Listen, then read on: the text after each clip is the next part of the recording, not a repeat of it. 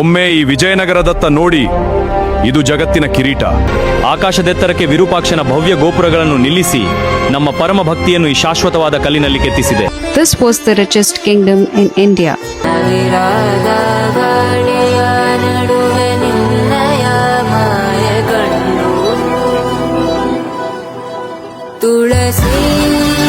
ಅವಾಗ ಶಿವ ಕೋಪಗೊಂಡು ತನ್ನ ಮೂರನೇ ಕಣ್ಣನ್ನು ತೆಗೆದಾಗ ಕಾಮದೇವ ಮನ್ಮಥ ಭಸ್ಮ ಆಗ್ತಾರೆ ಈ ಜಾಗದಲ್ಲಿ. ಸೊ ಹಾಗಾಗಿ ಇಲ್ಲಿ ಒಂದು ಶಿವಲಿಂಗ ಉಟ್ಕೊಳ್ತು. ಇದಕ್ಕೆ ವಿರೂಪಾಕ್ಷ ಅಂತೇಳಿ ಹೆಸರು ಬಂತು. ಸೊ ವಿರು ಅಂದರೆ ಆಕಾರ, ರೂಪ, ಪಾಕ್ಷ ಅಂದರೆ ಮೂರನೇ ಕಣ್ಣು. ಸೊ ಆಲ್ ಓವರ್ ಇಂಡಿಯಾದಲ್ಲಿ ಶಿವನಿಗೆ ವಿಭೂತಿ ಇಲ್ಲ ಭಸ್ಮದಿಂದ ಅಲಂಕಾರ ಮಾಡ್ತಾರೆ. ಇಲ್ಲಿ ಒಳಗಡೆ ಇರ್ತಕ್ಕಂಥ ಶಿವಲಿಂಗಕ್ಕೆ ಯಾವಾಗಲೂ ಚಂದನದಿಂದ ಅಲಂಕಾರ ಮಾಡ್ತಾರೆ, ಶ್ರೀಗಂಧದಿಂದ. ನಾವು ಎಂಟ್ರೆನ್ಸ್ ಅಲ್ಲಿ ಬರಬೇಕಾದ್ರೆ 165 ಅಡಿ ಇರುವಂಥ ಗೋಪುರ ಏನು ನೋಡಿದ್ವಲ್ಲ, ಆ ಗೋಪುರದ ನೆರಳು ಇಲ್ಲಿ ಒಂದು ಕಿಂಡಿಯಿಂದ, ಒಂದು ಹೋಲಿಂದ ಆ ನೆರಳು ಇಲ್ಲಿ ಉಲ್ಟಾ ಕಾಣುತ್ತೆ ನೋಡಿ. ಹಾಗೆ ಟಾರ್ಚ್ ಹಾಕಿದ್ರೆ ಕಾಣಲ್ಲ. Okay, Let me take you back to the Vijayanagara Empire. ಇದು ತುಂಬ ಅದ್ಭುತವಾಗಿ ಸುಂದರವಾಗಿ ಇದನ್ನೆಲ್ಲ ಪೇಂಟ್ ಮಾಡಿದ್ದಾರೆ. ಇದು ಸುಮಾರು ಒಂದು 600 ವರ್ಷದ ಹಳೆ ಕಾಲದ ಪೇಂಟಿಂಗ್. ಇದಕ್ಕೆ ನ್ಯಾಚುರಲ್ ಹರ್ಬಲ್ ಪೇಂಟಿಂಗ್ ಅಂತೇಳಿ ಕರೀತಾರೆ.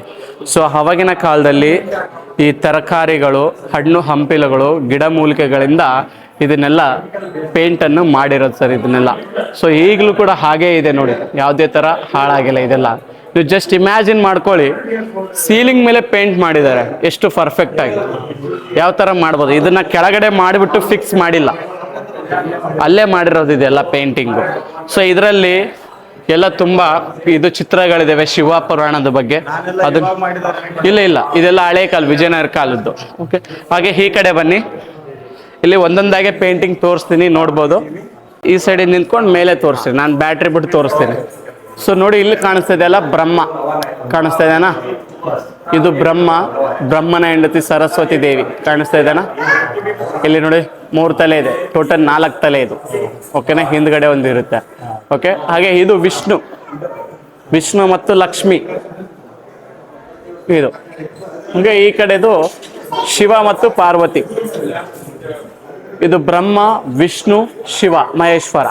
ಓಕೆ, ಹಾಗೆ ಇಲ್ಲಿ ಶಿವ ಪಾರ್ವತಿ ಅವ್ರದ್ದು ಕಲ್ಯಾಣೋತ್ಸವ ಕಾಣಿಸ್ತಾ ಇದೆನಾ? ಇದೆಲ್ಲ ಕಲ್ಯಾಣ ಆಗುತ್ತೆ ಇಲ್ಲಿ ಶಿವ ಪಾರ್ವತಿ ಅವರಿಗೆ. ಪಕ್ಕದಲ್ಲಿ ಬ್ರಹ್ಮ ಇದ್ದಾರೆ, ಎಲ್ಲ ದೇವತೆಗಳು ನಿಂತ್ಕೊಂಡು ಶಿವ ಪಾರ್ವತಿ ಅವರಿಗೆ ಆಶೀರ್ವಾದ ಮಾಡ್ತಾ ಇರೋದು. ಅವ್ರದ್ದು ಮದುವೆ ಸೆಲೆಬ್ರೇಷನ್ ಉತ್ಸವ ನೋಡಿ, ಡೊಳ್ಳು ಮತ್ತೆ ಬ್ಯಾಂಡ್ ಇದೆಯಲ್ಲ ಈಗಲೂ ಎಲ್ಲ ಇರುತ್ತಲ್ಲ, ಆ ಥರ ತುಂಬ ಅದ್ಧೂರಿಯಾಗಿ ಸೆಲೆಬ್ರೇಷನ್ ಮಾಡ್ತಾ ಇದ್ರು. ಇದನ್ನೆಲ್ಲ ಕಾಣಿಸ್ತಿದೆ ನೋಡಿ ಇದೆಲ್ಲ. ಓಕೆ, ಹಾಗೆ ಈ ಕಡೆ ಬನ್ನಿ ನೋಡಿ, ಇದಕ್ಕೆ ತ್ರಿಪುರ ಸಂಹಾರ ಅಂತೇಳಿ ಕರಿತೀವಿ. ಓಕೆ, ಶಿವ 3 ರಾಕ್ಷಸರನ್ನ ಒಂದೇ ಸಾರಿ ಬಂಧನೆ ಮಾಡಿದ್ದಾರೆ. ಓಕೆ, ಸೊ ಮಹಾವಿಷ್ಣು ತನ್ನ ಬಾಣದಲ್ಲಿ ಇಟ್ಕೊಂಡಿದ್ದಾರೆ, ಇಲ್ಲಿದೆ ನೋಡಿ. ಹಾಗೆ ಆದಿಶೇಷನ ಜೊತೆಯಲ್ಲಿ ಇಟ್ಕೊಂಡಿದ್ದಾರೆ. ಸೂರ್ಯಚಂದ್ರ ರಥ ಚಕ್ರ ಮಾಡ್ಕೊಂಡಿದ್ದಾರೆ. ಓಕೆ, ಹಾಗೆ ಬ್ರಹ್ಮ ಇಲ್ಲಿ ರಥ ಓಡಿಸ್ತಾ ಇದ್ದಾರೆ ಸಾರಥಿಯಾಗಿ.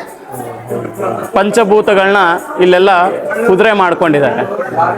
ಎಲ್ಲ ದೇವತೆ ಸಹಾಯದಿಂದ ಶಿವ 3 ರಾಕ್ಷಸರನ್ನ ಸಂಹಾರ ಮಾಡ್ತಾರೆ. ಇದಕ್ಕೆ ತ್ರಿಪುರ ಸಂಹಾರ ಅಂತೇಳಿ ಕರಿತೀವಿ ನಾವು. ಇಲ್ಲಿ ಪಕ್ಕದಲ್ಲಿ ಒಂದು ಪರ್ವತ ಇದೆ, ಹೇಮಕೂಟ ಪರ್ವತ ಅಂತೇಳಿ.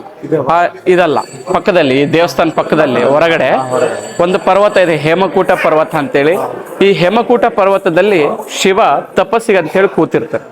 ಸೊ ಶಿವ ತಪಸ್ ಮಾಡಬೇಕಾದ್ರೆ ಶಿವನ ತಪಸ್ಸು, ಮನ್ಮಥ ಕಾಮದೇವ ಇರ್ತಾರಲ್ಲ, ಅವರು ಹೂವಿನ ಬಾಣ ಹೊಡೆದು ಅವ್ರ ತಪಸ್ಸನ್ನು ಭಂಗ ಮಾಡ್ತಾರೆ. ಅವಾಗ ಶಿವ ಕೋಪಗೊಂಡು ತನ್ನ ಮೂರನೇ ಕಣ್ಣನ್ನು ತೆಗೆದಾಗ ಕಾಮದೇವ ಮನ್ಮಥ ಭಸ್ಮ ಆಗ್ತಾರೆ ಈ ಜಾಗದಲ್ಲಿ. ಸೊ ಹಾಗಾಗಿ ಇಲ್ಲಿ ಒಂದು ಶಿವಲಿಂಗ ಉಟ್ಕೊಳ್ತು. ಇದಕ್ಕೆ ವಿರೂಪಾಕ್ಷ ಅಂತೇಳಿ ಹೆಸರು ಬಂತು. ಸೊ ವಿರು ಅಂದರೆ ಆಕಾರ, ರೂಪ, ಪಾಕ್ಷ ಅಂದರೆ ಮೂರನೇ ಕಣ್ಣು. ಸೊ ಆಲ್ ಓವರ್ ಇಂಡಿಯಾದಲ್ಲಿ ಶಿವನಿಗೆ ವಿಭೂತಿ ಇಲ್ಲ ಭಸ್ಮದಿಂದ ಅಲಂಕಾರ ಮಾಡ್ತಾರೆ. ಇಲ್ಲಿ ಒಳಗಡೆ ಇರ್ತಕ್ಕಂಥ ಶಿವಲಿಂಗಕ್ಕೆ ಯಾವಾಗಲೂ ಚಂದನದಿಂದ ಅಲಂಕಾರ ಮಾಡ್ತಾರೆ, ಶ್ರೀಗಂಧದಿಂದ. ಯಾಕಂದ್ರೆ ಕೋಪಗೊಂಡಿದ್ರಲ್ಲ, ಶಾಂತವಾಗಿರಲಿ ಅಂತೇಳಿ. ಸೊ ಅದು ಇಲ್ಲಿದೆ ನೋಡಿ. ನೋಡಿ ಇಲ್ಲಿ ಶಿವ ತಪಸ್ಸಿಗೆ ಕೂತಿದ್ದಾರೆ. ಸೊ ಮನ್ಮಥ ಹೂವಿನ ಬಾಣವನ್ನು ಹೊಡೆದು ಅವ್ರದ್ದು ತಪಸ್ಸನ್ನು ಭಂಗ ಮಾಡ್ತಾರೆ. ಅವರ ರಥವನ್ನು ನೋಡಿ, ಗಿಳಿಯ ರಥ. ಓಕೆ, ನೋಡಿ ಇದೆಲ್ಲ. ಓಕೆ, ಇದೆಲ್ಲ. ಓಕೆ, ಹಾಗೆ ಇಲ್ಲಿ ವಿಷ್ಣುವಿನ ದಶಾವತಾರ ಇದೆ. ಈ ಕಡೆ ತಿರುಗಿ ನೋಡಿ, ಇದು ಮತ್ಸ್ಯ ಕಾಣಿಸ್ತಿದೆನಾ? ಇದು ಮತ್ಸ್ಯ, ಇದು ಕೂರ್ಮ, ಇದು ವರಹ, ಇದು ನರಸಿಂಹ, ವಾಮನ, ರಾಮ, ಬಲರಾಮ, ಪರಶುರಾಮ, ಕೃಷ್ಣ ಮತ್ತೆ ಕಲ್ಕಿ ಕಾಣಿಸ್ತಿದೆನಾ? ಕಲ್ಕಿ ಆನ್ ದ ವೇ ಬರ್ತಾ ಇದೆ. ಕಲ್ಕಿ ಬಂದ್ರೆ ಕಲಿಯುಗ ಎಂಡ್. ಓಕೆ, ಹಾಗೆ ಇಲ್ಲಿ ದ್ವಾಪರ ಯುಗದಲ್ಲಿ ದ್ರೌಪದಿಯ ಸ್ವಯಂವರ ನಡೀತಾ ಇದೆ. ನಾವೆಲ್ಲ ಸೀತಾ ಸ್ವಯಂವರ ಕೇಳಿದ್ವಿ. ಸೊ ಇಲ್ಲಿ ದ್ರೌಪದಿ ಅವ್ರದ್ದು ನೋಡಿ, ಇಲ್ಲಿ ದ್ರೌಪದಿಗೆ ಮದುವೆ ಆಗ್ತಾ ಇರೋದು ಅರ್ಜುನ. ಸೊ ಅರ್ಜುನ ಮದುವೆ ಆಗ್ಬೇಕಂದ್ರೆ ಅವ್ರದ್ದು ಇದು ಸಾಮರ್ಥ್ಯ ಏನಂತೇಳಿ ಗೊತ್ತಾಗಬೇಕಲ್ಲ. ಸೊ ಇಲ್ಲಿ ಅರ್ಜುನ ನಿಂತ್ಕೊಂಡು ನೋಡಿ, ಇಲ್ಲಿ ಒಂದು ಕಡೆ ಮೇಲೆ ನೀರಲ್ಲಿ ನಿಂತ್ಕೊಂಡು ಆ ಮೀನಿಗೆ ಬಾಣ ಹೊಡಿತಾರೆ, ಮೀನಿನ ಕಣ್ಣಿಗೆ. ಸೊ ಹಾಗಾಗಿ ಇಲ್ಲಿ ಅರ್ಜುನ ದ್ರೌಪದಿಯನ್ನ ಮದುವೆ ಆಗ್ತಾರೆ. ಓಕೆ, ಹಾಗೆ ಈ ಕಡೆದು ದ್ವಾಪರ ಯುಗದಲ್ಲಿ ಕುರುಕ್ಷೇತ್ರ ಯುದ್ಧ ನಡೀತಾ ಇರೋದು. ನಾವು ಡಿ ಬಾಸ್ ಅವ್ರದ್ದು ಕುರುಕ್ಷೇತ್ರ ನೋಡಿದ್ವಲ್ಲ, ಸೇಮ್ ನೋಡಿ ಇಲ್ಲಿ ಆ ಯುದ್ಧ ನಡೀತಾ ಇದೆ. ಕುರುಕ್ಷೇತ್ರ ಕೌರವರದು ಮತ್ತು ಪಾಂಡವರದು ಕಾಣಿಸ್ತಾ ಇದೆನಾ ಇದೆಲ್ಲ? ಎಸ್. ಹಾಗೆ ಇಲ್ಲಿ ಶ್ರೀಕೃಷ್ಣ ದೇವರಾಯರ ಆಸ್ಥಾನದ ಗುರುಗಳಾಗಿದ್ದರು ವ್ಯಾಸರಾಯರು. ಸೊ ವ್ಯಾಸರಾಯರು ಗುರುಗಳಿಗೆ ಇಲ್ಲಿ ಪಲ್ಲಕ್ಕಿನಲ್ಲಿ ಮೆರವಣಿಗೆ ನಡೀತಾ ಇರೋದು ನೋಡಿ, ಇದೆಲ್ಲ ಪಲ್ಲಕ್ಕಿನಲ್ಲಿ ಮೆರವಣಿಗೆ. ಹಾಗೆ 16ನೇ ಶತಮಾನದಲ್ಲಿ ರಾಜ ಕೃಷ್ಣ ದೇವರಾಯರು ಈ ದೇವಸ್ಥಾನಕ್ಕೆ ಒಂದು ಬಂಗಾರದ ಮುಕುಟವನ್ನು ದೇಣಿಗೆ ಕೊಟ್ಟಿದ್ದಾರೆ. ಅದು 5.5 kg ಇದೆ, ಪ್ಯೂರ್ ಗೋಲ್ಡ್ ಅಂಡ್ ಡೈಮಂಡ್. ಅದು ಇಲ್ಲಿದೆ ನೋಡಿ, ಕಾಣಿಸಿದಾನ? ಅದಲ್ಲ, ಶ್ರೀಕೃಷ್ಣ ದೇವರಾಯರು ಅಂದಿನ ಕಾಲದಲ್ಲಿ ಈ ದೇವಸ್ಥಾನಕ್ಕೆ ದೇಣಿಗೆ ಕೊಟ್ಟಿರೋದು, ಡೊನೇಟ್ ಮಾಡಿರೋದು. ಅದು ಈಗಲೂ ಕೂಡ ಇದೆ. ಅದು ಬ್ಯಾಂಕ್ ಟ್ರೆಷರಿನಲ್ಲಿ ಇಟ್ಟಿರ್ತಾರೆ. ಇಲ್ಲಿ ಶಿವರಾತ್ರಿ, ಫಲಪೂಜಾ, ಉತ್ಸವ ಟೈಮಲ್ಲಿ ಮಾತ್ರ ಅದನ್ನ ತಗೊಬಂದು ಶಿವಲಿಂಗದಲ್ಲಿಟ್ಟು ವಿಶೇಷವಾಗಿ ಪೂಜೆ ಅಲಂಕಾರ ಎಲ್ಲ ಮಾಡ್ತಾರೆ. ಅದು ಈಗಲೂ ಇದೆ, ಒಳಗಡೆ ಫೋಟೋ ಇದೆ, ಅದನ್ನ ನೋಡ್ಬೋದು. ಓಕೆ, ಇಲ್ಲಿ ಕಾಣಿಸುತ್ತೆ ನೋಡಿ ಈ ತರ. ಓಕೆ, ಸೊ ಈಗ ಕೆಲವು ಪೇಂಟಿಂಗ್ ಎಲ್ಲ ಕ್ಲಾರಿಟಿ ಇಲ್ಲ ಅಂತ ಹೇಳಿ ಡಿಪಾರ್ಟ್ಮೆಂಟ್ ಅವರು ಸೈಡಲ್ಲಿ ಮಾಡಿರೋದು ಇದೆಲ್ಲ ಸಿಮೆಂಟ್ ಅಲ್ಲಿ ನೋಡಿ. ಇದೆಲ್ಲ ಇಲ್ಲಿ ಕೂಡ ಇದೆ ನೋಡಿ, ಕಾಣಿಸ್ತಿದೆನಾ? ಗಣೇಶ, ಶಿವ, ಪಾರ್ವತಿ, ಸುಬ್ರಹ್ಮಣ್ಯ, ಹಾಗೆ ಇಲ್ಲಿ ವಿಷ್ಣುವಿನ ದಶಾವತಾರ, ಮತ್ತೆ ಇದು ದುರ್ಗಾದೇವಿ, ಮತ್ತೆ ಇದು ಭಕ್ತ ಮಾರ್ಕಂಡಯ್ಯ, ಹಾಗೆ ಇದು ಶಿವ ಪಾರ್ವತಿ ಅವ್ರ ಕಲ್ಯಾಣೋತ್ಸವ ಇವಾಗ ಮಾಡಿರೋದು. ಮತ್ತೆ ಇದೆಲ್ಲ ಅನಂತ ಪದ್ಮನಾಭ, ಇದೆಲ್ಲ ಈಗೆಲ್ಲ ಸಿಮೆಂಟಲ್ಲಿ ಈಗ ಮಾಡಿರೋದು ಇದೆಲ್ಲ.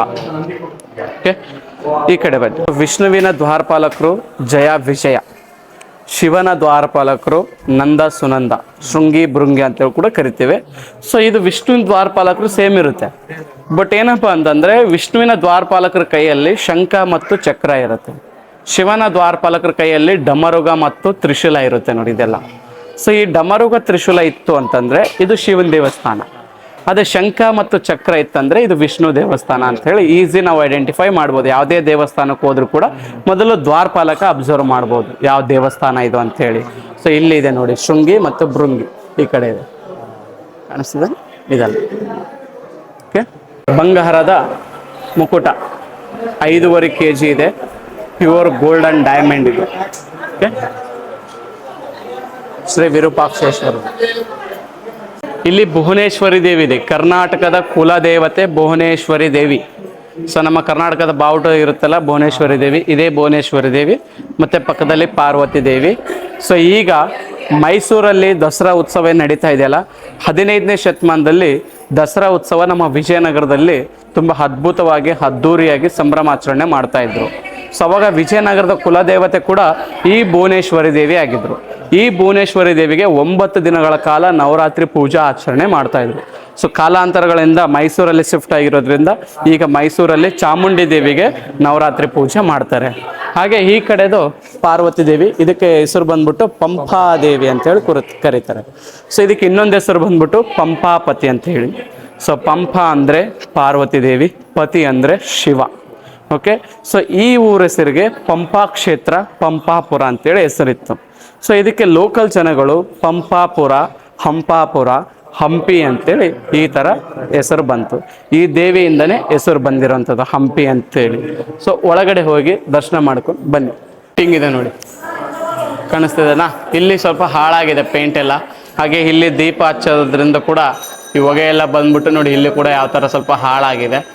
ಓಕೆ, ಹಾಗೆ ಇಲ್ಲಿ ಕೂಡ ಇದೆ, ಇದು ಕೂಡ ಎಲ್ಲ ಹಳೆ ಕಾಲದ ಪೇಂಟಿಂಗ್ ಇದು. ಹಾಗೆ ಇದು ಆದಿಶೇಷ ಇದು.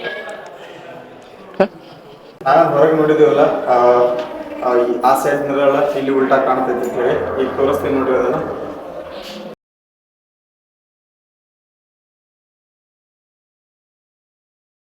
ನಾವು ಎಂಟ್ರನ್ಸ್ ಅಲ್ಲಿ ಬರಬೇಕಾದ್ರೆ 165 ಅಡಿ ಇರುವಂತ ಗೋಪುರ ಏನ್ ನೋಡಿದ್ವಲ್ಲ, ಆ ಗೋಪುರದ ನೆರಳು ಇಲ್ಲಿ ಒಂದು ಕಿಂಡಿಯಿಂದ ಒಂದು ಹೋಲಿಂದ ಆ ನೆರಳು ಇಲ್ಲಿ ಉಲ್ಟಾ ಕಾಣುತ್ತೆ. ಇದಕ್ಕೆ ನಾವು 18ನೇ ಶತಮಾನದಲ್ಲಿ ಪಿನ್ ಹೋಲ್ ಟೆಕ್ನಾಲಜಿ ಕ್ಯಾಮ್ರಾ ಅಂತೇಳಿ ಒಂದು ಬಂದಿತ್ತು. ಆ ಕ್ಯಾಮ್ರಾದಲ್ಲಿ ಫೋಟೋ ತೆಗೆದ್ರೆ ಉಲ್ಟಾ ಬರ್ತಾ ಇತ್ತು. ಸೊ ಅದೇ ಟೆಕ್ನಾಲಜಿ ವಿಜಯನಗರ ಕಾಲದಲ್ಲಿ ಫಿಸಿಕ್ಸ್ ಮತ್ತು ಸೈನ್ಸ್ ಅಡ್ವಾನ್ಸ್ ಇತ್ತು ಅಂತೇಳಿ ಒಂದು ಚಾಲೆಂಜಿಗೋಸ್ಕರ ಅವರು ಈ ಥರ ಉಲ್ಟಾ ಬೀಳೋ ಥರ ಮಾಡಿದ್ದಾರೆ. ಬಟ್ ಇದು ಏನಕ್ಕೆ ಮಾಡಿದ್ದಾರೆ ಅಂತಂದರೆ, ಆ ಮೇನ್ ಗೋಪುರದ ಮೇಲ್ಗಡೆ ಬಂಗಾರದ ಕಳಸ ಕೋರ್ಕೊಂಡು ಹೋಗ್ಬೇಕು ಅಂತೇಳಿ. ಸೊ ಇದು ಬೆಳಿಗ್ಗೆ 6 ಗಂಟೆಯಿಂದ ಸಂಜೆ ಸೂರ್ಯ ಆ ಕಡೆ ಇರುತ್ತಲ್ಲ, ಸೂರ್ಯನ ಬೆಳಕು ಬಿದ್ದಾಗ ಆ ಗೋಪುರದ್ದು ನಾರ್ಮಲಿ ಶೇಡ್ ಬ್ಲ್ಯಾಕ್ ಕಲರ್ ಕಾಣುತ್ತೆ.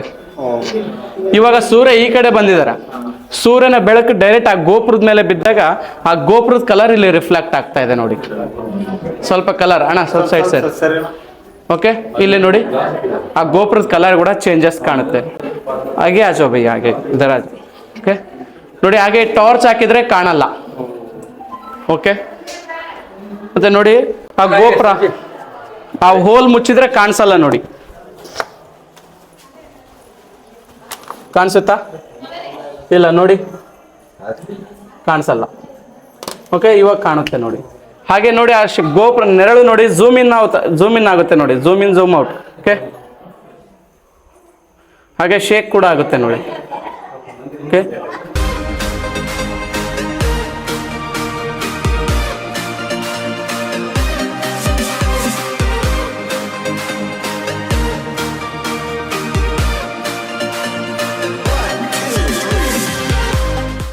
ಇದೇ ಗೋಪುರ ಇಲ್ಲಿಂದ ಹಿಂಗ ಉಲ್ಟಾ ಕಾಣುತ್ತೆ. ಅಲ್ಲಿ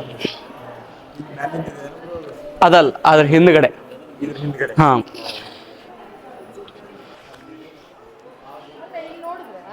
ಚಾಮುಂಡಿ ಮತ್ತೆ ಇದು ರತ್ನಗರ್ಭ ಗಣಪತಿ ಅಂತ ಹೇಳಿ ಇಲ್ಲಿದೆ ನೋಡಿ, ಈ ತರ. ಹಾ, ನೀವು ಗಣೇಶ ನೋಡಿ ಬಂದ್ರಲ್ಲ, ಯಾವ್ದು ಕಡಲೆಕಾಳು ದೊಡ್ಡ ಗಣೇಶ ನೋಡಿದ್ರ? ಹಾ ನೋಡಿ, ಸೇಮ್ ಅದು ಕೂಡ ಇದೇ ತರ ಇತ್ತು ಗಣೇಶ ಅಂತ ಹೇಳಿ. ಸೊ ಅದು ಕಡಲೆಕಾಳು ಗಣೇಶ ಏನಿದೆಯಲ್ಲ, 18 ಅಡಿ ಎತ್ತರವಾಗಿದೆ. ಒಂದೇ ಕಲ್ಲಲ್ಲಿ ನಿರ್ಮಾಣ ಮಾಡಿರುವಂಥ ಗಣೇಶ ಅದು. ಅಂದರೆ ಈಗ ನಮ್ಮ ಮನೆಯಲ್ಲಿ ಏನೇ ಪೂಜೆ ಮಾಡಿದ್ರು ಮೊದಲು ಗಣಪತಿಗೆ ಪೂಜೆ ಮಾಡ್ತೀವಲ್ಲ, ಅವಾಗಿನ ಕಾಲದಲ್ಲಿ ರಾಜರು ರಾಯಲ್ ಫ್ಯಾಮಿಲಿಯವರು ವಿರೂಪಾಕ್ಷ ದೇವಸ್ಥಾನ ಬರೋಕ್ಕಿಂತ ಮುಂಚೆ ಅಲ್ಲಿ ಗಣಪತಿ ಪೂಜೆ ನಂತರ ಇಲ್ಲಿ ಬಂದು ಪೂಜೆ ಮಾಡ್ತಾ ಇದ್ರು. ಸೊ ಅದನ್ನೆಲ್ಲ ಒಡೆದಾಕಿದ್ದಾರೆ, ಬಹಾಮನಿ ಸುಲ್ತಾನರು ಬಂದು ದಾಳಿ ಮಾಡಿ ಎಲ್ಲ ಒಡೆದಾಕಿದ್ದಾರೆ. ಆ ಹೊಟ್ಟೆ ಭಾಗ ಒಡೆದಾಕಿದಾರಲ್ಲ, ಅದು ಒಂದು ಕಡಲೆಕಾಳು ಆಕಾರದಲ್ಲಿರೋದ್ರಿಂದ ಲೋಕಲ್ ಜನಗಳು ಅದಕ್ಕೆ ಕಡಲೆಕಾಳು ಗಣೇಶ ಅಂತೇಳಿ ಹೆಸರಿಟ್ಟಿರೋದು.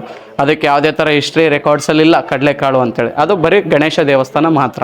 ಈ ಲೋಕಲ್ ಜನಗಳು ಕಡಲೆಕಾಳು ಗಣೇಶ ಅಂತೇಳಿ ಹೆಸರಿಟ್ಟಿರೋದು ಅದನ್ನೆಲ್ಲ. ಅಂದಿನ ಕಾಲದಲ್ಲಿ ಪುಷ್ಕರಣಿ ಅಂತೇಳಿ ಕರಿತಾ ಇದ್ರು, ಈಗ ನಾವೆಲ್ಲ ಕಲ್ಯಾಣಿ ಅಂತೇಳಿ ಕರಿತೇವೆ ನೋಡಿ. ಪ್ರತಿಯೊಂದು ದೇವಸ್ಥಾನದಲ್ಲಿ ಕಲ್ಯಾಣಿ ಇದ್ದೇ ಇರುತ್ತೆ. ಇದು ಒಳಗಡೆ ದೇವಸ್ಥಾನಕ್ಕೆ ಪೂಜೆ ಮಾಡಲಿಕ್ಕೆ ಇಲ್ಲಿಂದ ನೀರು ತಗೊಂಡೋಗಿ ಪೂಜೆ ಮಾಡ್ತಾ ಇದ್ರು. ಸೊ ಅವಾಗೆಲ್ಲ ಎತ್ಕೊಂಡು ಹೋಗ್ತಾ ಇದ್ರು ನೀರೆಲ್ಲ. ಈಗೆಲ್ಲ ಟೆಕ್ನಾಲಜಿ ಬೆಳೆದಿರೋದ್ರಿಂದ ಹಾಗೆ ನೀರು ಕೂಡ ಸ್ವಲ್ಪ ಗಲೀಜಾಗಿರೋದ್ರಿಂದ ಎಲ್ಲ ಡೈರೆಕ್ಟ್ ಪೈಪ್ ಕಲೆಕ್ಷನ್ ಕೊಟ್ಟಿದ್ದಾರೆ ಫಿಲ್ಟರ್ ಆಗಿ ಗರ್ಭಗುಡಿಗೆ.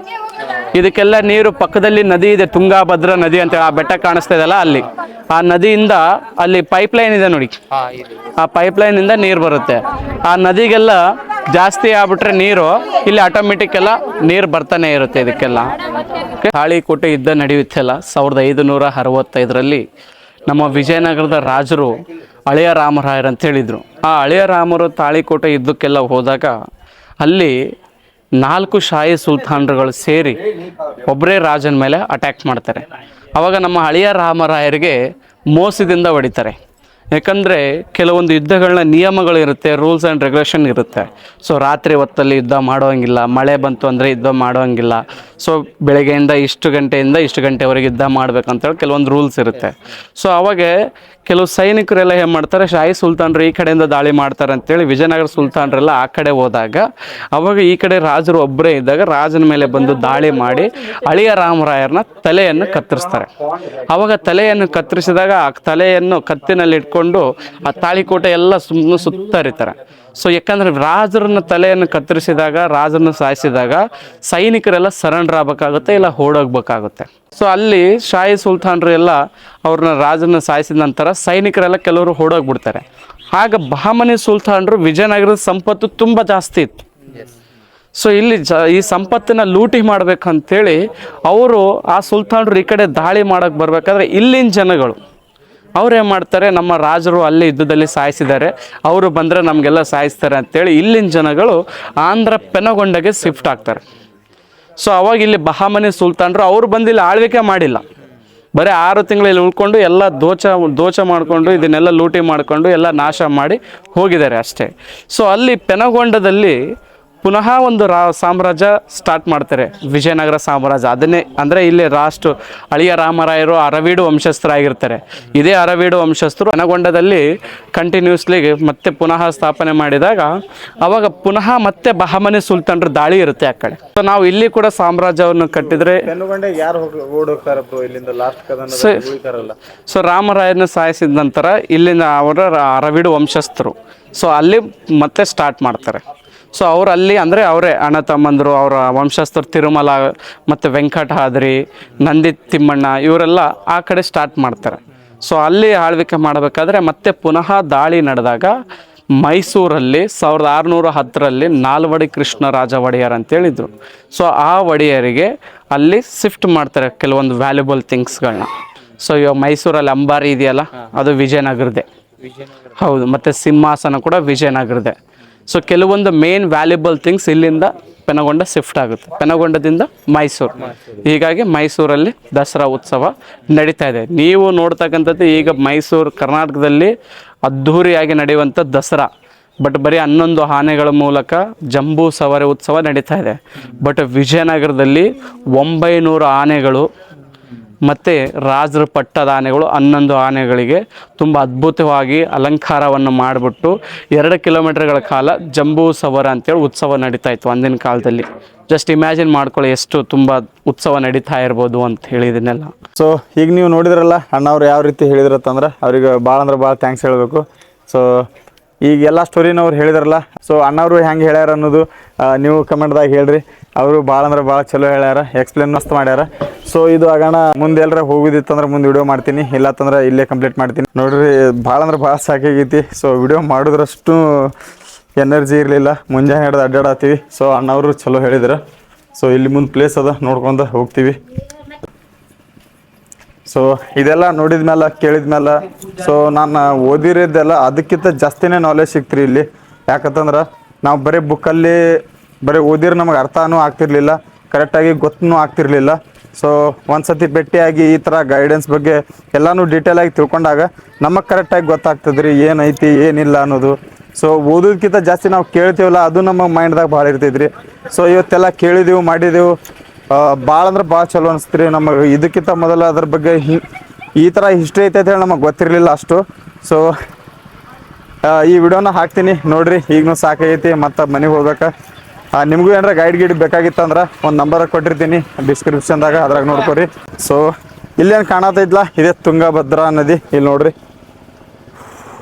ಸೊ ಈ ಹಿಂದಿನ ಸೈಡ್ ಗುಡಿ ಐತಿ, ಇಲ್ಲಿ ತುಂಗಭದ್ರಾ ನದಿ ಐತಿ. ಸೊ ಇದ್ರಾಗ ಸ್ವಲ್ಪ ಕೈಕಾಲು ತೊಗೊಂಡು ಹೋಗ್ತೀವಿ. ಇಲ್ಲಿ ನೋಡ್ರಿ, ಈ ನದಿ ಕೇಳಿದ್ರತ್ತಂದ್ರೆ ಮೈಯೆಲ್ಲ ರೋಮಾಂಚನ ಆಕೈತ್ರಿ, ಅಂಥ ಪ್ಲೇಸ್ ಐತಿ ಇದು. ಸೊ ಯಾರ್ಯಾರೆಲ್ಲ ಹಿಸ್ಟ್ರಿ ಓದಿರ್ತೀರಿ ಅವರಿಗೆಲ್ಲ ಗೊತ್ತಿರ್ತೈತಿ ಇದು ತುಂಗಭದ್ರಾ ನದಿ ಅನ್ನೋದು ಏನು, ಅಕ್ಕ ಬುಕ್ಕರ ಯಾರು ಎಲ್ಲಿ ಬರ್ತಾರ, ಏನು ಮಾಡ್ತಾರ, ಅವ್ರು ಯಾವ ಥರ ಸಾಮ್ರಾಜ್ಯನ ಕಟ್ಟಿದ್ರ ಅದನ್ನು ಕೇಳಿದೈತಿ ನೋಡ್ರಿ. ಅದು ಅಲ್ಟಿಮೇಟ್. ಹೀಗೆಲ್ಲ ಚಲೋ ಮಾಡ್ಯಾರ, ಇದಕ್ಕಿಂತ ಮೊದಲು ಆ ಥರ ಇರಲಿಲ್ಲತ್ತ, ಈಗ ಸ್ವಲ್ಪ ಡೆವಲಪ್ ಮಾಡ್ಯಾರ. ಇಲ್ಲಿ ನೋಡ್ರಿ, ಹೀಗೆಲ್ಲ ಜಸ್ಟ್ ಮುಗಿಸ್ಕೊಂಡು ಹೊಂಟಿದೀವಿ ರೀ. ಬಟ್ ಇದೆಲ್ಲ ವ್ಯೂ ನೋಡಿದ್ರೆ ಹೋಗೋಕೆ ಮನ್ಸು ಆಗಲತ್ತಿಲ್ಲ ರೀ. ಎಷ್ಟು ಚಂದ ಕಾಣತೈತಿ ನೋಡ್ರಿ, ಇನ್ನೂ ನೋಡ್ಕೊತ ಕುಂದಿರ್ಬೇಕು ಅನ್ಸತೈತಿ. ಇಲ್ಲಿ ನೋಡ್ರಿ.